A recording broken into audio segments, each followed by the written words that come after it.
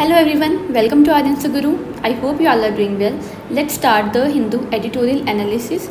So our first editorial is Dhankar's exit, a blow to parliamentary autonomy and executive legislative balance. So basically as you all know कि आपके vice president जो हैं जगदीप धानकर उन्होंने resign कर दिया है, ठीक है। तो उसके क्या फ्लॉज होने वाले हैं, कौन सा ऐसा जो है इम्पैक्ट होने वाला है पार्लियामेंट की ऑटोनॉमी पे और एग्जीक्यूटिव और लेजिस्लेटिव के बैलेंस के ऊपर, ठीक है। तो बेसिकली जो आपकी पार्लियामेंट की ऑटोनॉमी है उसको ये एक तरह से अंडरमाइन करेगा, बिकॉज जो आपके पास वाइस प्रेसिडेंट होता है वो आपके पास वाइस प्रेसिडेंट के साथ साथ चेयरमैन भी होता है राज्यसभा का, जो कि आपके पास अपर हाउस है पार्लियामेंट का, ठीक है। अगर वो मान लीजिए उसकी एग्ज़िट हो जाती है, वाइस प्रेसिडेंट जो है अगर रिज़ाइन कर रहा है, जो आपके पास वाइस प्रेसिडेंट की पोजीशन है वो बहुत ज़्यादा इंपॉर्टेंट रोल जो प्ले करता है इंश्योर करने में इम्पार्शियलिटी को, डिबेट्स की रिगार्डिंग, और जो आपके पास मेंटेन करता है डिसिप्लिनरी रोल को इन द अपर हाउस, ठीक है। जो आपके पास डिसिप्लिनरी रोल है, डिसिप्लिनरी ऑर्डर है, वो मेंटेन करता है आपके पास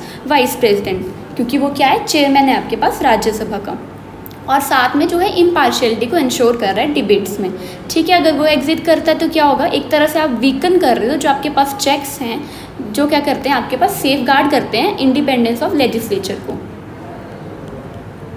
सो बेसिकली क्या हो रहा है, ये इंडिपेंडेंस ऑफ लेजिस्लेचर को इम्पैक्ट कर रहा है, ठीक है। तो इसकी वजह से क्या होगा, ये कर देगा आपके पास एम्बोल्डन कर देगा एक तरह से जो पार्टीशन डोमिनेंस है आपके पास, जो एग्जीक्यूटिव की डोमिनेंस है वो ज़्यादा बढ़ जाएगी आपके पास, किसके ऊपर, लेजिस्लेचर के ऊपर। तो यह क्या कर रहा है, आपके पास लिमिट कर देता है आपके पास डाइसेंटिंग वॉइसेस को, और जो मार्जिनलाइज आपके पास अपोजिशन है उनकी जो वैल्यू है उसको भी थोड़ा कम कर देगा, उनकी जो वॉइस है उनको डाइसेंट कर देगा, ठीक है। जो उनकी क्या कर देगा, डाइसेंटिंग वॉइस जो है उनको क्या कर देगा, लिमिट कर देगा एक तरह से। तो एक तरह से क्या एक डिसरप्शन है, ठीक है, डिस्टर्ब कर रहा है आपके पास लेजिस्लेटिव बैलेंस को। लेजिस्लेटिव बैलेंस को इस तरह से डिस्टर्ब कर रहा है कि जो आपके पास वाइस प्रेसिडेंट है उसको देखा जाता है एक तरह से बैलेंसिंग फिगर, ठीक है। वाइस प्रेसिडेंट एक्ट करता है balancing figure between the ruling and opposition, ठीक है। अपोजिशन और रूलिंग के बीच में जो है एक तरह से बैलेंसिंग फिगर है वाइस प्रेसिडेंट, जो कहाँ का है, कहाँ से, राज्यसभा का बैलेंसिंग फिगर है, ठीक है। अगर उसकी एब्सेंस होती है वो क्या करता है, एक तरह से टिल्ट कर देता है पूरी की पूरी लेजिस्लेटिव प्रोसेस को एग्जीक्यूटिव की फेवर में, जो डिस्टर्ब करेगा आपके पास बाय कैमरल हार्मनी को, जो बहुत ज़्यादा आपके पास एसेंशियल है इंडिया के पार्लियामेंट्री डेमोक्रेसी के लिए। तो इसकी वजह से क्या होगा कि जो है ये इम्पैक्ट डालेगा फंक्शनिंग ऑफ पार्लियामेंट्री कमेटीज़ पे, जो आपके पास पार्लियामेंट्री कमेटीज़ हैं उनकी फंक्शनिंग पे भी इम्पैक्ट करेगा, और जो आपके पास क्वालिटी है डिबेट्स की उसको भी इम्पैक्ट करेगा, और साथ में डीपन कर देगा जो आपके पास इंस्टीट्यूशनल इम्बैलेंस है उसको। इसकी वजह से एक सिंबॉलिक और स्ट्रक्चरल इम्प्लीकेशन भी हो सकती है।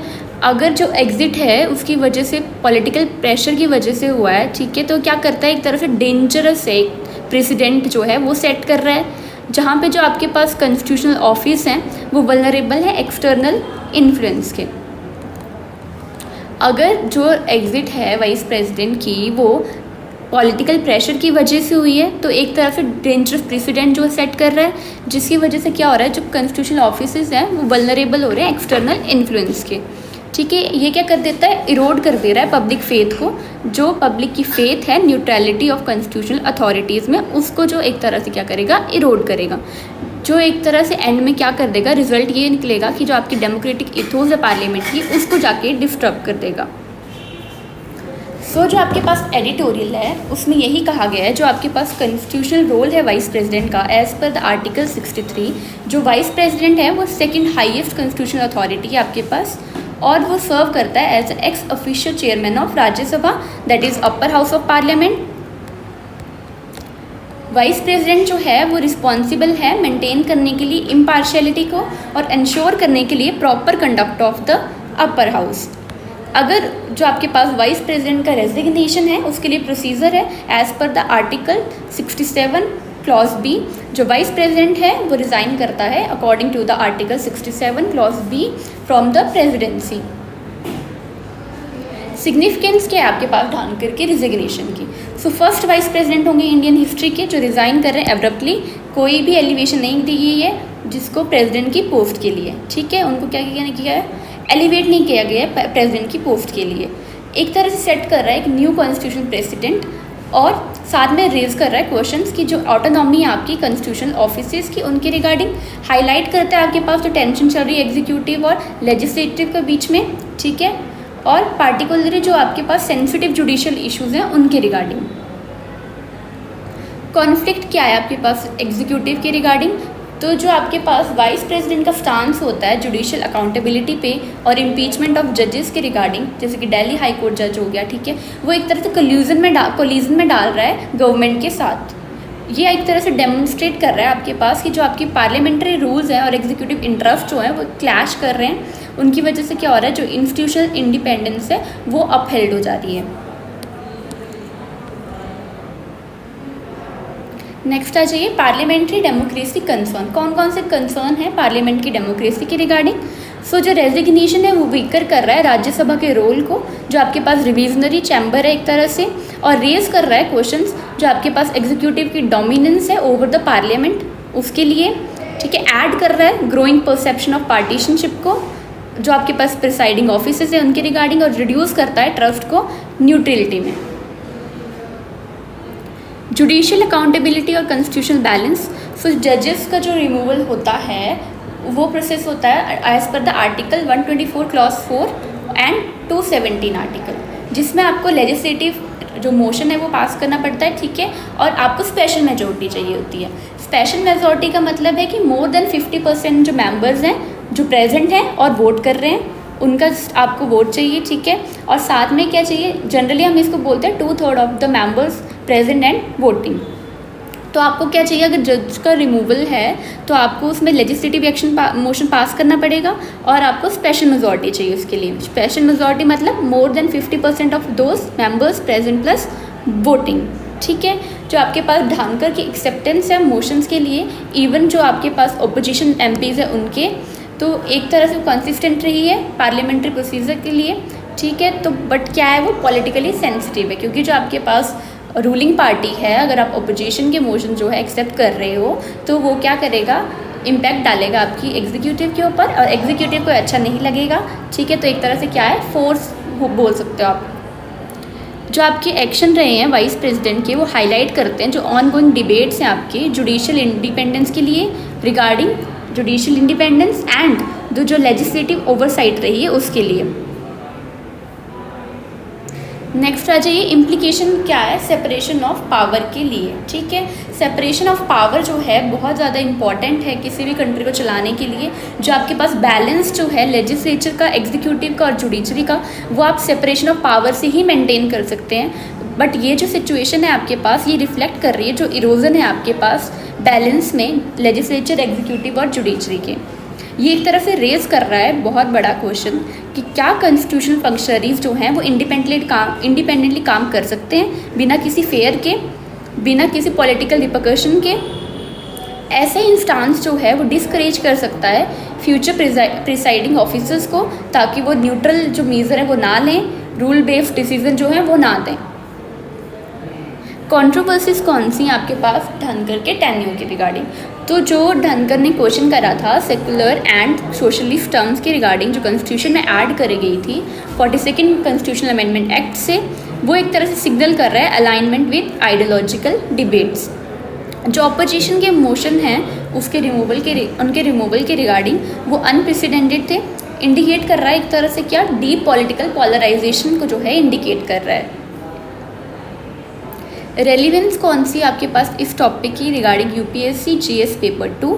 सो बेसिकली जो आपके पास पार्लियामेंट्री फंक्शनिंग है, इश्यूज़ हैं न्यूट्रलिटी ऑफ प्रिसाइडिंग ऑफिसर्स में, चाहे वो वाइस प्रेसिडेंट हो जो कि आपके एक्स ऑफिशियो चेयरमैन है राज्यसभा अपर हाउस के, स्पीकर जो आपके पास चेयरमैन हैं किसके, लोकसभा के, दैट इज़ लोअर हाउस, ठीक है। जुडिशरी लेजिस्लेचर रिलेशन के regarding, mechanism of impeachment, judicial accountability, separation of power के रिगार्डिंग कि कैसे पॉलिटिकल इन्फ्लुएंस जो है वो इफेक्ट कर रहा है कॉन्स्टिट्यूशनल चेक्स एंड बैलेंसेस को, पार्लियामेंट्री रिफॉर्म्स के रिगार्डिंग जो डिबेट है अभी जिसकी नीड है, हमें इंडिपेंडेंट अपॉइंटमेंट्स की नीड है फॉर प्रिसाइडिंग ऑफिसर्स ताकि आप अवॉइड कर पाएँ पार्टीशनशिप को, वे फॉरवर्ड क्या है इसमें, क्या आप जो है मीजर्स ले सकते हो, तो हमें ज़रूरत है कोडिफाइड नॉर्म्स की on the conduct of presiding officers, ताकि आप इम्पार्शियलिटी को इंश्योर कर पाएँ। रिफॉर्म के लिए कौन सी सजेशन है आपके पास, आपको एक्सप्लोर करने की ज़रूरत है इंडिपेंडेंट पैनल, ताकि आप प्रिसाइडिंग ऑफिसर्स की नॉमिनेशन जो है आप इम्पार्शियली कर पाएँ। आपको जो है स्ट्रेंथन करना है पार्लियामेंट्री कन्वेंशन को, ताकि आप रिड्यूस कर पाओ एग्जीक्यूटिव प्रेशर को। आपको जो है ग्रेटर ट्रांसपेरेंसी की ज़रूरत है जुडिशियल इम्पीचमेंट प्रोसेसेस में, ताकि आप जो है अवॉइड कर पाएँ पॉलिटिकल मिसयूज़ को। तो ये था आपके पास एडिटोरियल नंबर 1। नेक्स्ट आ जाइए एडिटोरियल नंबर 2 पे। सो AIADM की BJP rift coalition dilemmas and power sharing in Tamil Nadu politics. So background context क्या है आपके पास इस आर्टिकल का। जो आपके पास पॉलिटिकल लैंडस्केप है तमिलनाडु में, वो फिर से जो है विटनेस कर रहा है फैमिलियर चर्न को, क्योंकि जो आपके पास AIADMK और बीजेपी का रिफ्ट चल रहा है वो हाईलाइट करता है जो फ्रेजैलिटी है आपकी कोलिशन पॉलिटिक्स में तमिलनाडु में। ठीक है, जो आपके पास AIADMK का डिसीज़न था कि वो स्नैप करेगा टाइज बीजेपी के साथ लेट 2023 में, वो बहुत ज़्यादा सिम्बॉलिक था। सिम्बॉलिक से ज़्यादा था, मतलब वो क्या करता है, रिफ्लेक्ट कर रहा है जो आपके पास रिसेंटमेंट है बीजेपी की ओवर रीच के रिगार्डिंग, और जो अटैम्प्ट है एमर्ज करने की एज अ पैरेलल फोर्स के रिगार्डिंग। ठीक है, जो रेजिस्टेंस है आपके पास सेंट्रलाइजिंग टेंडेंसी की, जो बीजेपी की लीडरशिप है स्टेट में, वो एक तरह से स्ट्रॉन्ग रीजनल आइडेंटिटी जो है वो इंडिकेट कर रहा है। सो जो आपके पास बैकग्राउंड कंटेक्स्ट है इस आर्टिकल का, वो है कि जो आपके पास AIADMK और बीजेपी की अलाइंस है वो रिवाइव हुई थी कब, मतलब पिछले 3 महीने पहले। ठीक है, बट क्या कर रही है, वो फेस कर रही है इंटरनल डिसएग्रीमेंट, जो आपके पास पोस्ट इलेक्शन पावर शेयरिंग होने वाली है 2026 तमिलनाडु असेंबली पोल्स के बाद। जो अमित शाह का स्टांस है वो देख लेते हैं। कोलिशन गवर्नमेंट जो है बीजेपी की, वो सिर्फ पार्टनर है पावर में। ठीक है, जो आपके पास EPS जो है वो इंसिस्ट कर रहा है कि AIADMK जो है वो विन करेगा एब्सोल्यूट मेजॉरिटी को, और रिजेक्ट कर रहे हैं आपके पास pre poll power sharing talks को।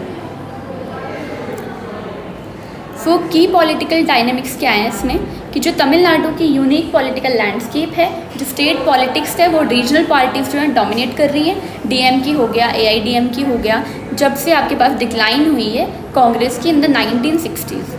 ठीक है, जो वोटर है स्पेक्टिकल है, मतलब डाउटफुल है कोलिशन गवर्नमेंट्स के रिगार्डिंग, अनलाइक जो स्टेट्स हैं जैसे कि कर्नाटका हो गया, केरला हो गया, जहाँ पे आपके पास कोलिशन गवर्नमेंट्स चल जाती हैं।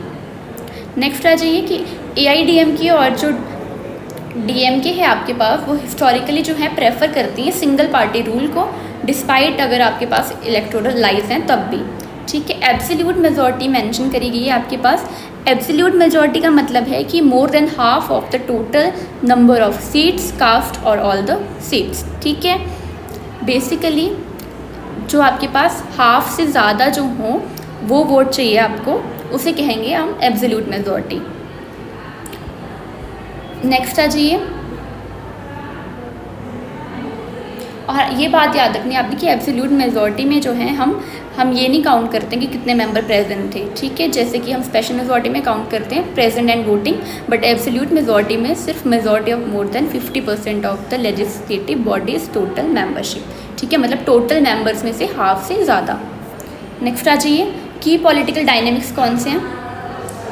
सो आपके पास एम है कि रिटेन किया जा सके AIADMK की डोमिनेंस को, और अवॉइड किया जा सके perception of being overshadowed by the BJP. ठीक है, काउंटर करना है आपके पास DMK के कैंपेन को, कि जो आपके पास नरेटिव रहा है DMK का कि जो बीजेपी है वो क्या कर देगी, स्वैलो कर जाएगी अपने रीजनल अलाइंस को।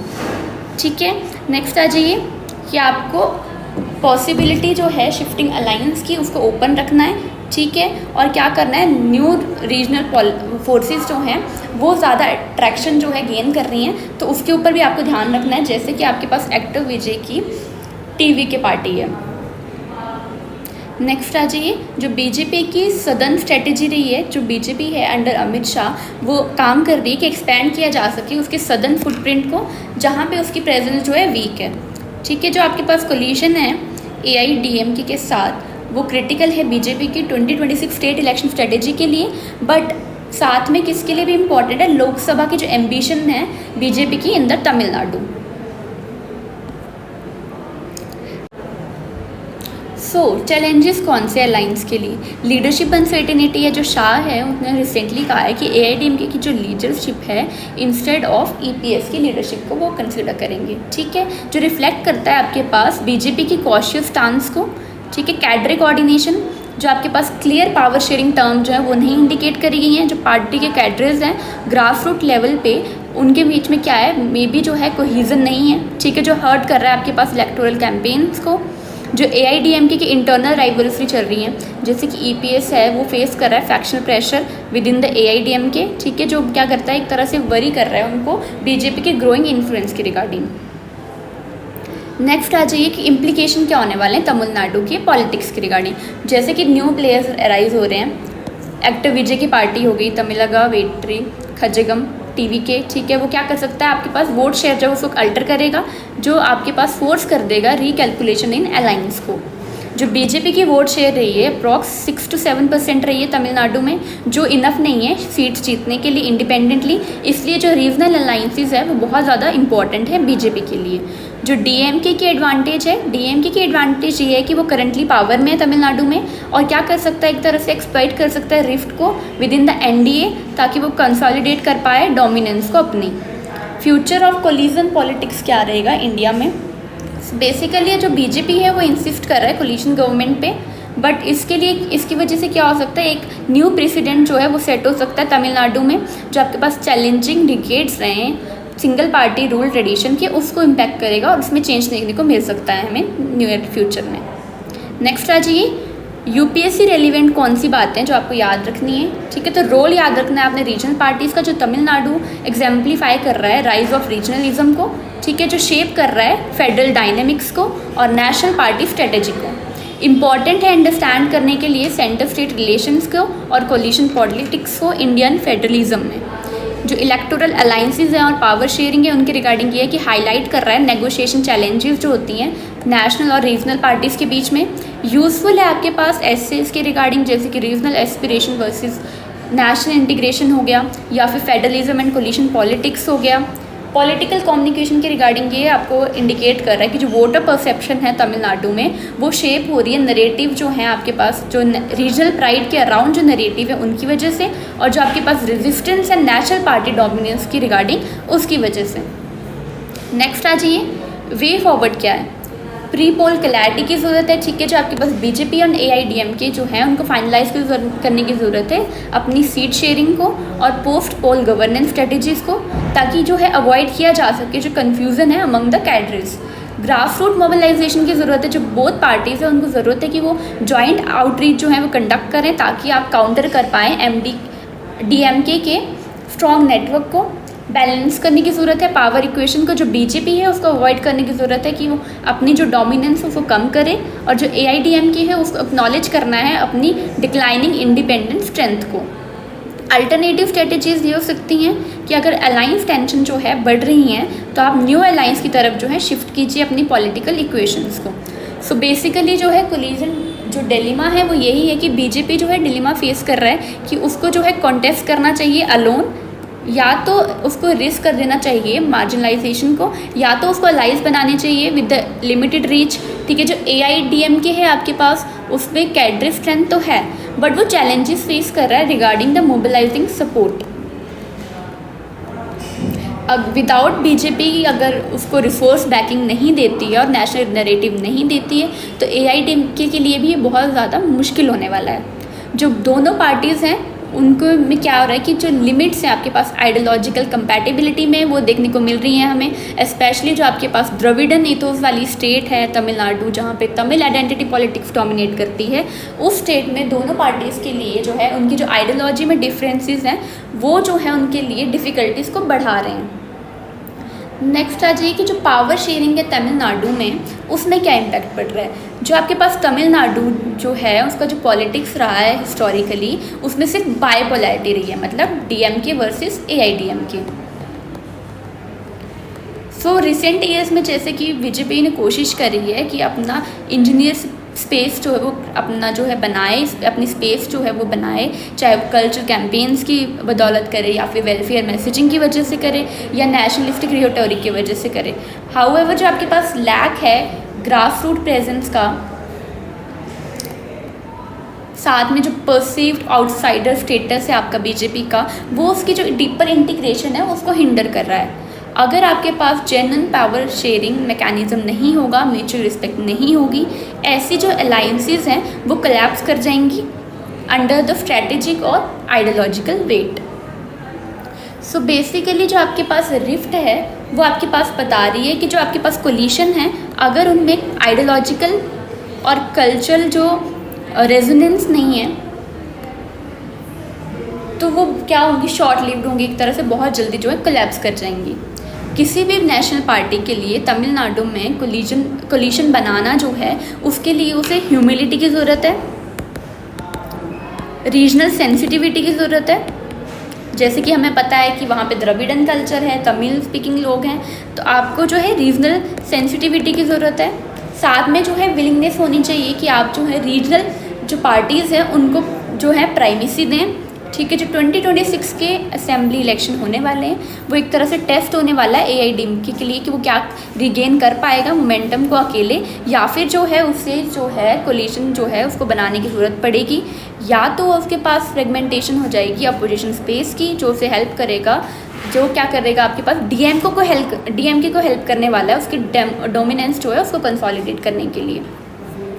बेसिकली जो तमिलनाडु के पॉलिटिक्स हैं वो देखने वाले होंगे हमारे लिए कि क्या कोलिजन जो है वो चल पाएगा या फिर DMK जो है फिर से जीतने वाली है। नेक्स्ट आ जाइए editorial number 3। So Buddhism as a soft power, India China rivalry in the Himalayan sphere. So basically जो सॉफ्ट पावर है उसका मतलब होता है कि आप इन्फ्लुएंस कर रहे हो किसी को परसुएड करके, आप जो है फोर्स का यूज़ नहीं कर रहे हो, जैसे कि फॉरेन पॉलिसी हो गया, वैल्यूज़ हो गए, आइडियाज़ हो गए, या फिर कल्चरल इन्फ्लुएंस हो गया। जो हार्ड पावर है ऑन द अदर साइड वो क्या होता है कि आप जो है मिलिट्री का यूज़ कर रहे हो या तो इकोनॉमिक माइट का यूज़ कर रहे हो अपने जो आपके पास गोल्स हैं उनको। So Buddhism as soft power, India China rivalry in the Himalayan sphere. So basically soft power का मतलब है कि जो आपकी एबिलिटी है औरों को इन्फ्लुएंस करने की through attraction, persuasion, rather than आप फोर्स का यूज़ नहीं कर रहे हो। ठीक है, एग्जाम्पल ये है इसका, फॉरेन पॉलिसी होगी, आपकी वैल्यूज़ हैं, आइडियल्स हैं, या तो आपका कल्चर इन्फ्लुएंस है उससे। ऑन द कॉन्ट्रेरी जो हार्ड पावर होती है उसका मतलब है आप मिलिट्री का यूज़ कर रहे हो या तो अपनी इकोनॉमिक माइट का यूज़ कर रहे हो अपने गोल्स को अचीव करने के लिए। हार्ड पावर का एग्जाम्पल होता है सैंक्शंस। ठीक है, तो आपके पास जो बैकग्राउंड कॉन्टेक्स्ट है एडिटोरियल का वो देख लेते हैं। जो बुद्धिज़्म है वो हिस्टोरिकली एक स्पिरिचुअल और जो कल्चर ब्रिज है वो रहा है एशिया के क्रॉस। अब जो है एक तरह से जियोपॉलिटिकल टूल बन चुका है, स्पेशली आपके हिमालयन बेल्ट में, लद्दाख में, तवांग में, भूटान में, नेपाल में, सिक्किम में, जहाँ पे जो बुद्धिस्ट आइडेंटिटी है उसको क्या कर रहा है वो ओवरलैप कर जा रही है नेशनल लॉयल्टी के साथ। चाइना का स्ट्रेट क्राफ्ट ये रहा है कि बीजिंग जो है वो कंट्रोल करता है तिब्बतन बुद्धिज़्म पे सिंस 1950s, इंक्लूडिंग जो उसका क्लेम है अपॉइंट करने के लिए नेक्स्ट दलाई लामा को, जो आपके पास एम करता है कंसोलिडेट करने में sovereignty over Tibet and influence कर रहा है हिमालयन स्टेट्स को। इंडिया की पोजीशन ये रही है कि इंडिया जो है होस्ट कर रहा है दलाई लामा को, और साथ में जो तिब्बतन गवर्नमेंट इन एग्जाइल है सिंस 1959 उनको होस्ट कर रहा है, जो एक तरह से क्या कर रहा है इंडिया को मॉरल अथॉरिटी देता है, बट एक तरह से क्या कर रहा है ये एक तरह से टारगेट बना रहा है इंडिया को चाइनीज़ स्ट्रेटेजिक पुशबैक का।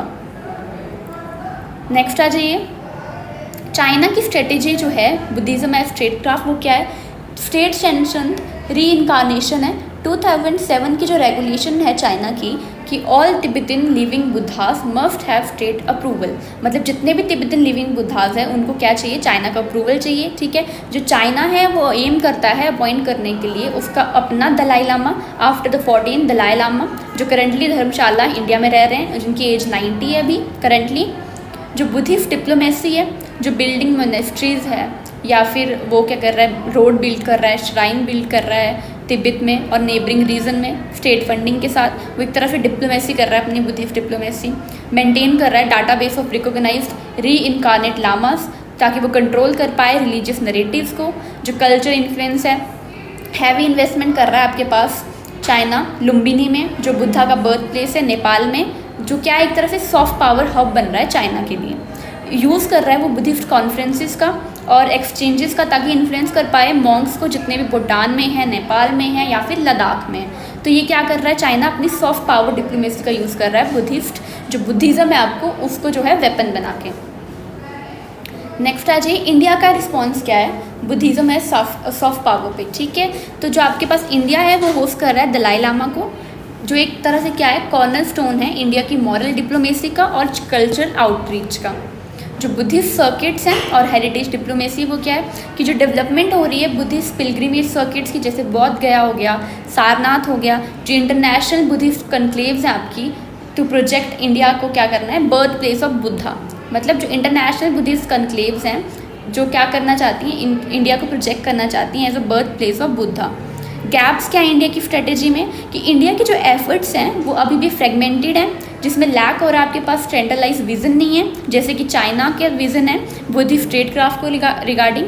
जो लेट रिकॉग्नाइजेशन है आपकी बुद्धिज़्म की एज अ जियोपॉलिटिकल टूल, जो आपके पास चाइना ने पहले कर लिया as a long term approach. Next आ जाइए, so key flash point in the India China Buddhist contest. So basically जो आपके पास दलाई लामा की सक्सेशन होने वाली है, क्या होने वाला है कि ड्यूअल दलाई लामा सिनेरियो होने वाला है कि एक जो है रिकॉग्नाइज कर रहा है तिब्बतन एग्जाइल जो इंडिया जिनको बैक कर रहा है, और दूसरा जो है अपॉइंट कर रहा है चाइना। नेक्स्ट क्या है कि ये एक तरह से स्प्लिट कर देगा आपकी हिमालयन बुद्धिस्ट कम्युनिटीज़ को, इन्फ्लुएंस करेगा साथ में लोकल लॉयल्टीज़ को। तवांग अरुणाचल प्रदेश में जो आपके पास होम है तवांग मोनेस्ट्री का और बर्थ प्लेस है 6th दलाई लामा का, चाइना जो है क्लेम कर रहा है कि जो तवांग है वो पार्ट है साउथ तिब्बत का, जो एक तरह से क्या कर रहा है ब्लेंड कर रहा है अपने टेरिटोरियल क्लेम्स को रिलीजियस लेजिटिमेटीज़ के साथ। नेक्स्ट आ जाइए, Bhutan and Nepal. So Beijing जो है वो यूज़ कर रहा है अपने इकोनॉमिक और कल्चरल इंसेंटिव का, ताकि जो है वो एक तरह से क्या कर पाए गेन कर पाए जो मोनेस्ट्रिक कम्युनिटीज़ हैं उनके ट्रस्ट को, और उनको जो है एक तरह से इन्फ्लुएंस कर पाए। भूटान जो है वो अभी भी बहुत ज़्यादा कॉशियस है, बट जो आपके पास चाइना है वो लगातार जो है अपना सॉफ्ट पावर प्रेशर जो वो लगा रहा है भूटान के ऊपर। कर्मापा और अदर सेक्ट्स हैं जैसे इंडिया और जो चाइना है वो सपोर्ट करते हैं राइवल कर्मापास को, जो आपके पास कर्म काग्य लाइनेज के हैं। कॉन्ट्रोवर्शियल सेक्ट हैं जैसे कि दोरजी शुगदेन हो गया, जिनको कोएप्ट कर रहा है आपके पास बीजिंग, ताकि वो वीकन कर पाए दलाई लामा के इन्फ्लुएंस को। बुद्धिज़्म जो है क्यों इतना मैटर करता है जियोपॉलिटिक्स में, ठीक है। तो एक तरह से क्या है ये आइडेंटिटी है और सॉवरेंटी है। जो हिमालयाज़ हैं रिलीजियस एलिजेंस हैं वो क्या करता है एक तरह से पॉलिटिकल इन्फ्लुएंस को जो है हैम्पर कर रहा है। मोनेस्ट्री का जो शिफ्ट है लॉयल्टी में वो इफ़ेक्ट कर सकता है आपके पास बॉर्डर स्टेबिलिटी को और लोकल गवर्नेंस को। सॉफ्ट पावर को जो है as a hard power use किया जा रहा है, जो आपके पास रिलीजियस लेजिटिमेसी है वो उसका जो कंट्रोल है वो अलाउ करता है आपके पास, ताकि आप जो रीजनल नरेटिव्स हैं बॉर्डर स्टेट्स में उनको जो है शेप कर पाओ। सो पोस्ट दलाई लामा इरा मतलब जो सक्सेशन डिस्प्यूट रहे हैं आपके पास वो स्पार्क कर सकता है ग्लोबल डिप्लोमेटिक टेंशन को। जो बुद्धिस्ट मेजॉरिटी नेशन है जैसे कि मंगोलिया हो गया, श्रीलंका हो गया, थाईलैंड हो गया, तो आपकी इम्प्लीकेशन क्या रहने वाली है इंडिया के लिए। सिक्योरिटी एंड बॉर्डर डायनेमिक्स को अफेक्ट करेगा, ठीक है। लॉस हो जाएगा आपके पास बुद्धिस्ट इन्फ्लुएंस का बॉर्डर रीजन में, जैसे कि लद्दाख हो गया, तवांग हो गया, वो वीकन कर सकता है इंडिया के कल्चर और स्ट्रेटेजिक फुटहोल्ड को। इंडिया चाइना रेवलरी को जो है हाईलाइट कर रहा है, ठीक है। जो आपके पास मिलिट्री पोस्टरिंग है उसके अलावा जो स्पिरिचुअल कॉन्टेक्स्ट चल रहा है आपके पास वो एक तरह से क्या कर रहा है आपके इंडो पैसिफिक टेंशन जो है उनको इन्हांस कर रहा है, उनको और ज़्यादा क्रिएट कर रहा है। डिप्लोमेटिक बैलेंसिंग मतलब जो आप होस्ट कर रहे हो नेक्स्ट दलाई लामा को, वो उसकी वजह से क्या हो सकता है इंटेंस चाइनीज़ डिप्लोमेटिक और इकोनॉमिक प्रेशर जो है इंडिया को झेलना पड़ सकता है। वे फॉरवर्ड क्या है इसमें इंडिया के लिए, इंस्टीट्यूशनलाइज करने की ज़रूरत है आपको बुद्धिस्ट डिप्लोमेसी को। आपको जो है बुद्धिस्ट कल्चर काउंसिल जो है उसको क्रिएट करने की ज़रूरत है, ताकि आप जो है कोऑर्डिनेट कर पाओ डोमेस्टिक और इंटरनेशनल बुद्धिस्ट इंगेजमेंट को। बुद्धिस्ट कनेक्टिविटी प्रोजेक्ट्स की ज़रूरत है आपको, एक्सपैंड करना है बुद्धिस्ट टूरिज़्म सर्किट्स को आपके साउथ और साउथ ईस्ट एशियन कंट्रीज़ में, जैसे कि एशियन नेशंस में, जैसे कि बिम्स्टेक हो गया आपके पास, एशियान हो गया। आपको जो है यूज़ करना है बुद्धिस्ट हेरिटेज डिप्लोमेसी का, ताकि आप जो है काउंटर कर पाओ चाइना की जो लुम्बिनी प्रोजेक्ट्स है उनको। स्ट्रेंथन करना है आपको टाइल्स को हिमालयन कम्युनिटीज़ के साथ, कल्चर ग्रांट्स प्रोवाइड करने हैं, मोनेस्ट्री एक्सचेंजेस जो है वो कंडक्ट करने हैं, एजुकेशन इनिशिएटिव्स जो है वो लेने हैं आपको लद्दाख में, सिक्किम में, अरुणाचल प्रदेश में। आपको जो है इंटरनेशनल आउटरीच की ज़रूरत है, आपको प्रमोट करना है इंडिया का बुद्धिस्ट रूट्स को थ्रू यूनेस्को, हेरिटेज कैंपेन्स और global Buddhist summits. Counter narrative on Dalai Lama ये है कि आपको बिल्ड करना है international consensus regarding rejecting the China का जो पॉलिटिकल कंट्रोल है over reincarnation. UPSC relevant topic जो है वो कौन सा है कि जो आपके पास जीएस पेपर 2 है उसके रिगार्डिंग सॉफ्ट पावर डिप्लोमेसी जो है, रोल जो है आपका कल्चरल रिलीजन का इंटरनेशनल रिलेशन में, चाइना और इंडिया के रिलेशन जैसे कि बॉर्डर पॉलिटिक्स हो गया, कल्चर इन्फ्लुएंस हो गया, जो आपके पास एक तरह से क्या है स्ट्रेटेजिक टूल्स हैं, नेबरहुड पॉलिसी जैसे इंगेजमेंट है आपकी भूटान की, नेपाल की और अदर हिमालयन नेशंस की। जीएस पेपर 1 के रिगार्डिंग आर्ट एंड कल्चर में स्प्रेड ऑफ बुद्धिज़्म और जो उसके कल्चर इन्फ्लुएंस रहा है एशिया में। ऐसे पेपर के लिए जो टॉपिक इंपॉर्टेंट है वो है Buddhism as a geopolitical tool in the 21st century Asia, soft power and hard borders, the spiritual contest between the India and China. तो ये था आपका एडिटोरियल नंबर 3। नेक्स्ट चलते हैं एडिटोरियल नंबर 4 पे। सो एडिटोरियल नंबर 4 है remote work revolution, promise, pitfalls and the future of hybrid models. So basically remote work का मतलब है कि जैसे आप वर्क फ्रॉम होम कर रहे हो उसको आप रिमोट वर्क में काउंट करोगे। बैकग्राउंड और कॉन्टेक्स्ट जो है आपके पास ये है कि जो रिमोट वर्क जो है वो आपके पास जो अपीयर होना शुरू हुआ था पोस्ट कोविड-19 एज अ न्यू मॉडल जो है आपके पास प्रोडक्टिविटी और फ्लेक्सिबिलिटी का। इनिशियली जो है as a future of work revolution इसको कहा गया था, बट नाउ जो है ये क्या कर रहा है, एक तरह से रिवील कर रहा है जो आपके पास कल्चर, इंफ्रास्ट्रक्चर और हेल्थ रिलेटेड जो चैलेंजेस हैं उनको हाईलाइट कर रहा है।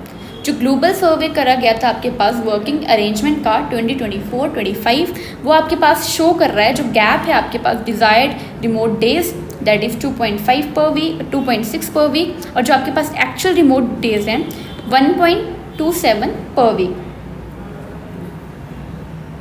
नेक्स्ट आ जाइए ग्लोबल पैटर्न्स कौन से हैं आपके रिमोट वर्क में।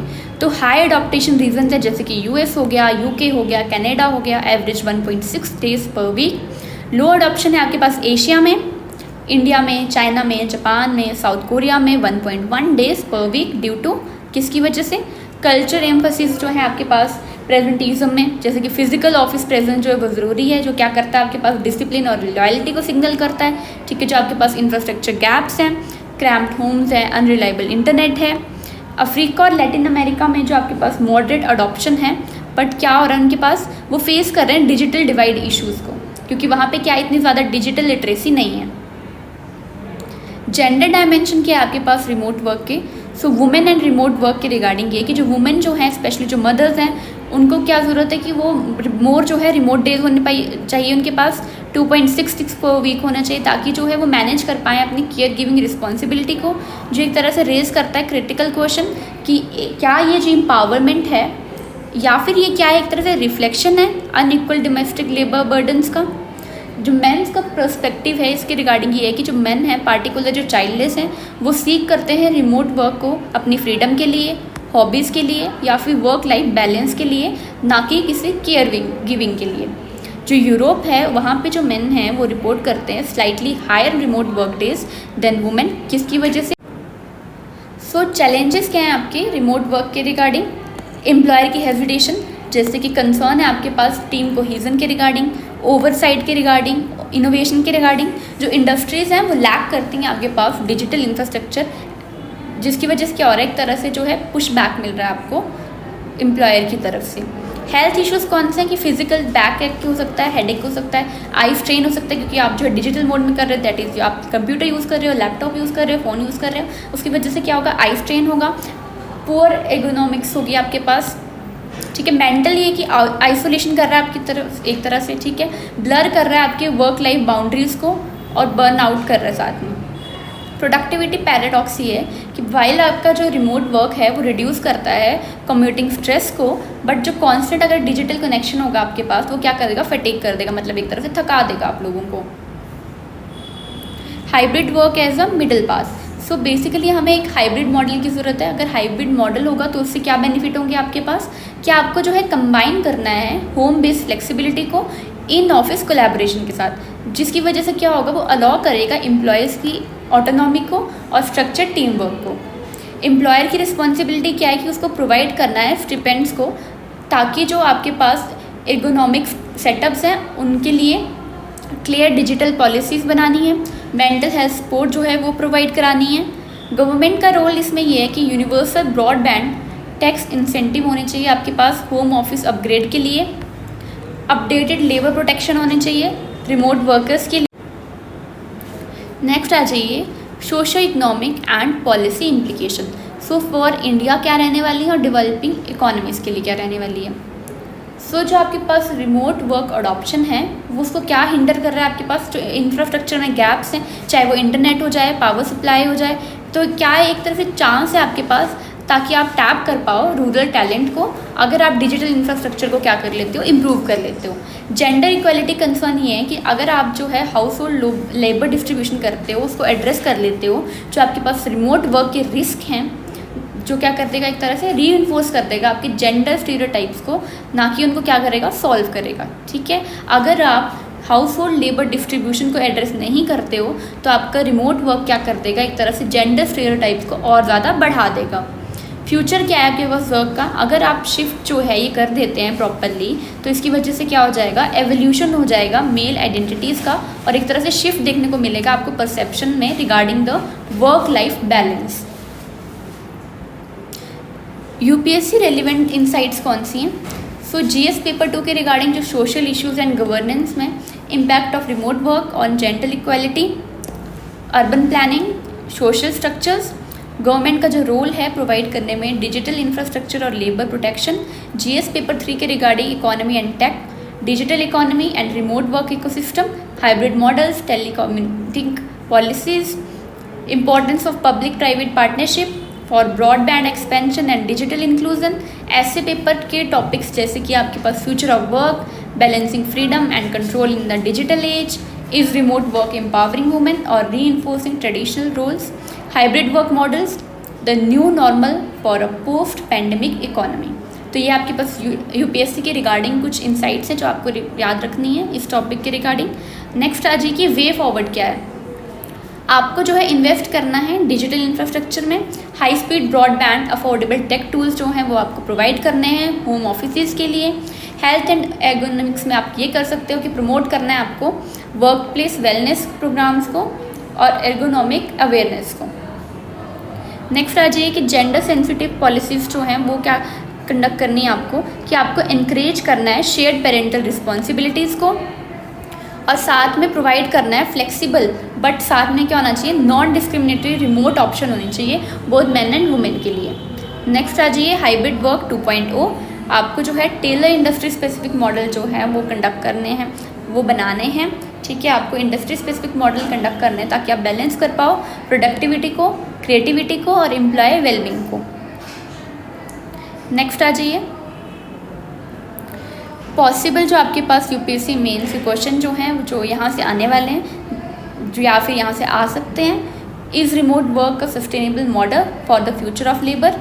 आपको जो है डिस्कस करना है with respect to the social economic and gender implication.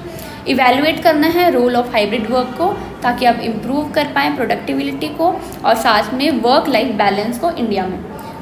Global shift जो है आपके पास रिमोट वर्क का वो हाईलाइट करता है बोथ डिजिटल डिवाइड को और साथ में कल्चरल इनर्शिया को, आपको इस पर कमेंट करना है।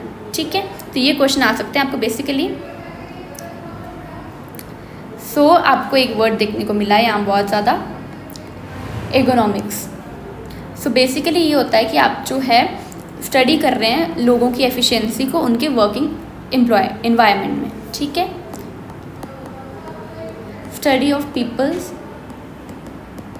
in efficiency in their working environment। तो ये था आपके पास एडिटोरियल नंबर 4 और ये था आपके पास आज के एडिटोरियल्स। आई होप आपको समझ आया होगा। अगर आपको वीडियो पसंद आई हो तो please like, comment and subscribe Aryan Suguru. Have a good day, thanks for watching. And अगर आपको पीडीएफ का लिंक चाहिए होगा तो डिस्क्रिप्शन बॉक्स में आपके पास टेलीग्राम लिंक दिया गया है, आप जाके देख सकते हैं।